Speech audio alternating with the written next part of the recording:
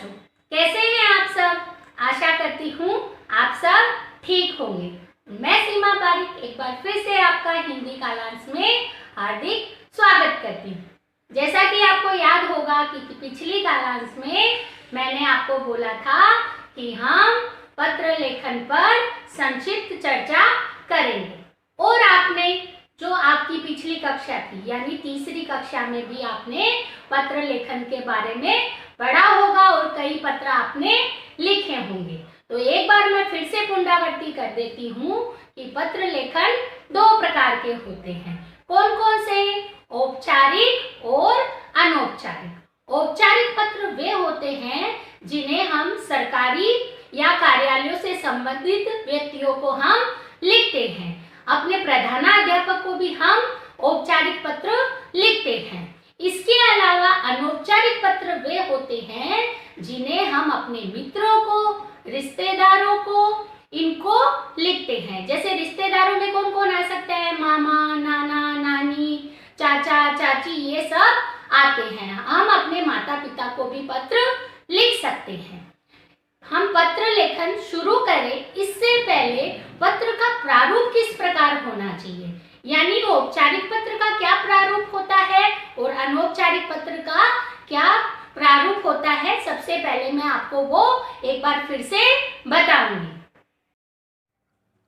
तो बच्चों, आपके सामने सबसे पहले है औपचारिक पत्र का प्रारूप। प्रारूप मतलब फॉर्मेट, कि किस प्रकार पत्र लिखा जाना चाहिए।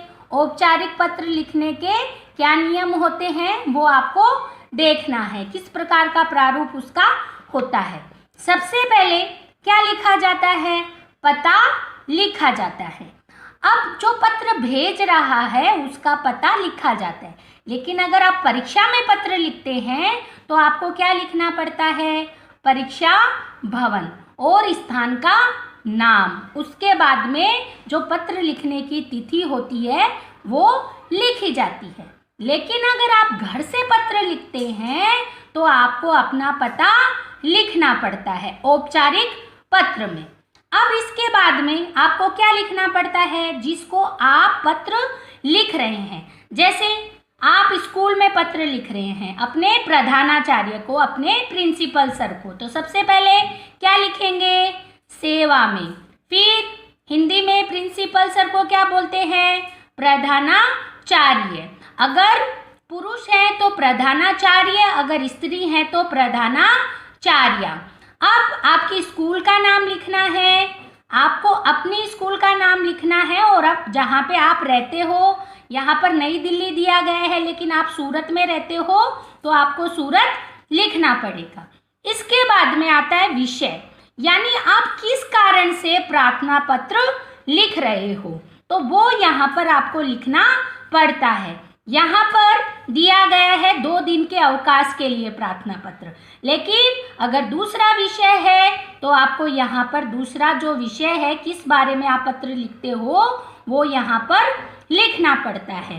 अब आगे आता है महोदय या महोदया, संबोधन के लिए, यानी पुरुष है तो महोदय और अगर स्त्री है तो महोदया। अब आपको अपना परिचय देना पड़ता है कि आप कौन सी क्लास में पढ़ते हो, ठीक है, वो आपको लिखना पड़ता है। फिर उसके बाद में आप जिस कारण से पत्र लिख रहे हो वो विषय विस्तार को आप यहाँ पर लिखोगे और अंत में आप जब समापन करोगे तो आपको क्या लिखना रहता है? धन्यवाद।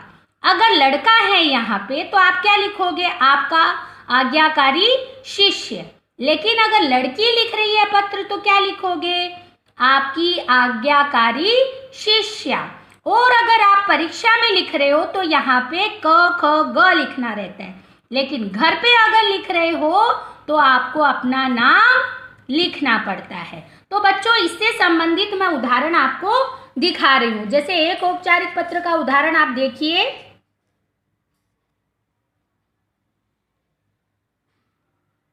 यहाँ पे देखिए, सबसे पहले परीक्षा भवन लिखा गया है।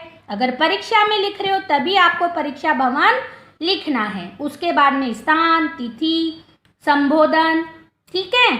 और इसके बाद में आप देखिए विषय विस्तार, यहाँ विषय के बारे में लिखा गया है कि किस कारण से आप पत्र लिख रहे हैं। फिर उसके बाद में यहाँ पर देखिए आपका खुद का परिचय देते हुए और जिस कारण से आप पत्र लिख रहे हो वो यहाँ पर दिया गया है। और जैसा कि मैंने आपको बताया था, समापन करते समय आपको धन्यवाद लिखना है। और अगर बालक है तो आज्ञाकारी शिष्य, अगर लड़की है तो आपको आपकी आज्ञाकारी शिष्या लिखना है। और अगर घर से लिखते हो तो अपना नाम, अगर परीक्षा में लिख रहे हो तो क ख ग, फिर कक्षा आपकी और वर्ग लिखना होता है। तो बच्चों अब हम आगे देखेंगे अनौपचारिक पत्र का प्रारूप, यानी जो पत्र हम अपने मित्रों को, सगे संबंधियों को या रिश्तेदारों को लिखते हैं तो उसको किस प्रकार लिखा जाना चाहिए। वो ही समान चीज़ें रहेगी। ध्यान दीजिए ऊपर के, जो हम अगर परीक्षा में लिखेंगे तो परीक्षा भवन, अगर घर से लिखते हैं तो घर का पता आपको लिखना है। उसके बाद में जगह का नाम और पत्र लिखने की तिथि। अब ध्यान देने योग्य बात यहाँ पर यह है कि जो आपका मित्र है या आपके बराबर का है या आपसे छोटा है तो उसको हम क्या लिखेंगे, प्रिय। लेकिन अगर आपसे बड़ा है, अगर आपसे बड़े हैं, आप बड़ों को पत्र लिख रहे हैं तो आप क्या लिखोगे, आदरणीय। संबोधन के लिए आपको बड़ों के लिए आदरणीय और छोटों के लिए या जो आपके साथ वाले हैं उनके लिए प्रिय लिखना रहता है। फिर अगर मित्र को लिख रहे हो तो क्या लिखोगे, सस्नेह। लेकिन बड़ों को लिखोगे तो अभिवादन के लिए क्या लिखोगे, सादर प्रणाम। अब इसके बाद में आप कहाँ से शुरू करोगे, ध्यान दीजिए यहाँ से शुरू करना पड़ता है और ये छोड़ देना यहाँ पर पड़ता है। जो आगे की पंक्तियाँ होती है ये इतना लिखने के बाद में आपको छोड़ देना पड़ता है। अब यहाँ पर आपको कुशल मंगल से शुरू करना है। कैसे लिखोगे, मैं यहाँ सकुशल हूँ, आशा है कि तुम भी कुशल पूर्वक होगे। तो ये आपको कुशल मंगल से संबंधित लिखना है। इसके बाद में आप किस विषय के कारण पत्र लिख रहे हो, विषय विस्तार आपको दूसरे अनुच्छेद से शुरू करना रहता है। अब जब समापन करोगे तो आप क्या लिखोगे, बड़ों को नमस्ते और छोटों को प्यार। अब अंत में आपका संबंध क्या है, अगर आपसे बड़ा है तो आप क्या लिखोगे, आपका या आपकी। और अगर छोटा है तो क्या लिखोगे, तुम्हारा। जैसे एक उदाहरण अगर दूँ, तुम्हारा मित्र।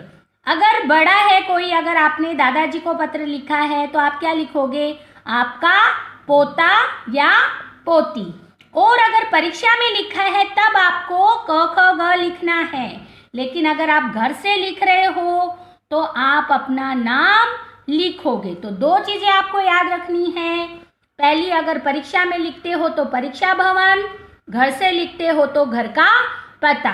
और नीचे ध्यान दीजिएगा, आपको परीक्षा में लिखना नहीं है अपना नाम। अगर दिया रहे कि आप ये हो और आपको लिखना है नाम, तभी आपको लिखना है, नहीं तो परीक्षा में क ख ग ही लिखना है। घर पे आप अपना नाम लिख सकते हो।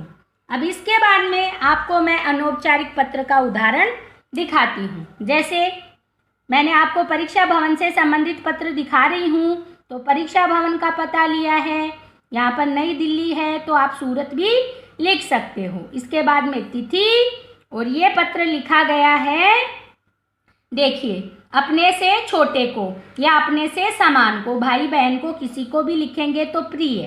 फिर मधुर स्नेह है, यहाँ पे बाद में आप देखोगे इसके बाद में कुछ भी नहीं लिखा गया है, खाली शुरुआत कहाँ से होती है, कुशल मंगल से। तो आपको ये लिखना रहता है।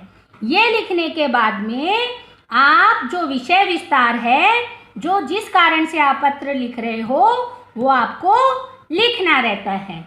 इसके बाद में अंत में आप लिखोगे, जैसे मित्र को पत्र लिखा है, ध्यान दीजिए ऊपर यहाँ पर आपको बड़ों को, अगर आपने लिखा है तो बड़ों को प्रणाम करना है और छोटों को प्यार। तो आप नाम दे के या उनका संबंध है वो भी आप यहाँ पर लिख सकते हो।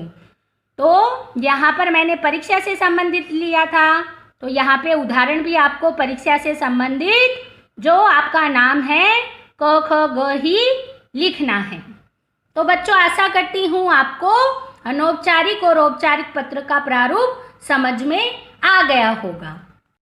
तो बच्चों जैसा कि आपने अभी अनौपचारिक और औपचारिक पत्र का प्रारूप उदाहरणों के माध्यम से समझा, अब जो आगे की हमारी कार्यपत्रक संख्या है उस पर हमें एक अनौपचारिक पत्र लिखना है अपने भाई या बहन को। अब किस विषय में लिखना है वो हमें दिया गया है कि आप सही चीजों को अगर सही जगह पर आप रखते हो, उनके स्थान पर रख देते हो चीजों को, तो किस प्रकार से आप उन परेशानियों से बच सकते हो। तो पहले हम वो प्रश्न देखेंगे, फिर उसके ऊपर चर्चा करेंगे। तो बच्चों प्रश्न क्या है कार्यपत्रक संख्या पे?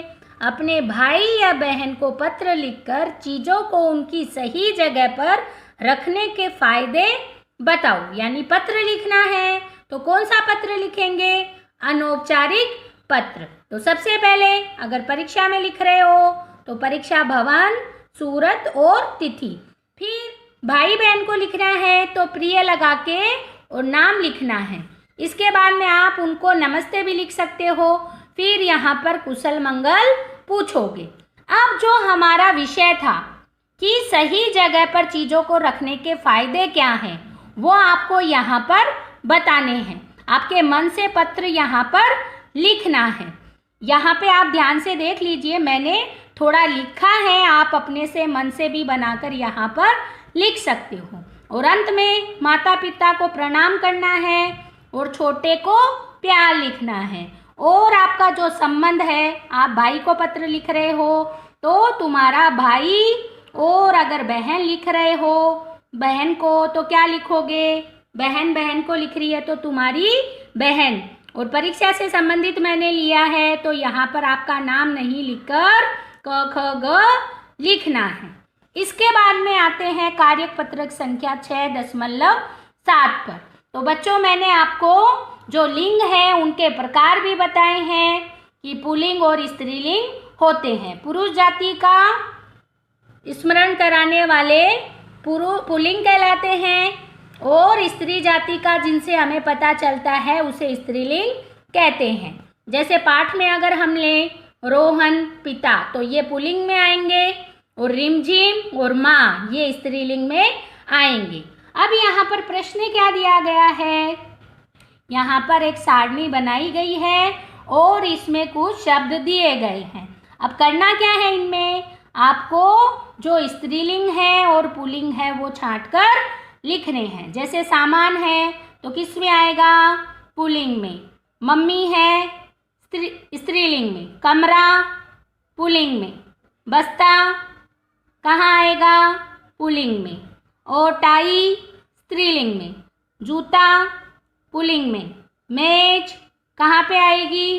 स्त्रीलिंग में। घड़ी स्त्रीलिंग में। बस कहाँ पे आएगी? स्त्रीलिंग में। कमरा मैंने आपको बताया पुल्लिंग में। तो बच्चों ये हमारी कार्यपत्रक संख्या यहीं पर समाप्त होती है। तो बच्चों देखा आपने, हमने किस प्रकार से अपनी कार्यपत्रक संख्या थी वो आसानी से हल कर ली। अब बच्चों इसी के साथ में जो हमारा पाठ है सही जगह पर वो पूर्ण होता है। अब पाठ हमने पढ़ लिया, लेकिन आप अपने जीवन में मूल्य क्या अपनाओगे? इस पाठ से आपको शिक्षा क्या मिलती है? तो ये प्रश्न मैंने आपको पहले भी करवाया था, कोई उत्तर देगा मुझे? हाँ बहुत अच्छा। हमें सारी चीजें हैं वो सही स्थान पे रखनी चाहिए। क्यों रखनी चाहिए? क्योंकि अगर हमें आवश्यकता हो तो वो हमें आसानी से वहां पर मिल सके और हमें जो कार्य करना है उसमें कोई परेशानी नहीं आए। तो इन चीजों को आपको अपने जीवन में उतारना है। तो आज की कालांश में इतना ही। आगे की कालांश में एक नए प्रकरण के साथ में हाजिर होंगे। तब तक के लिए नमस्कार। सुरक्षित रहिए, स्वस्थ रहिए।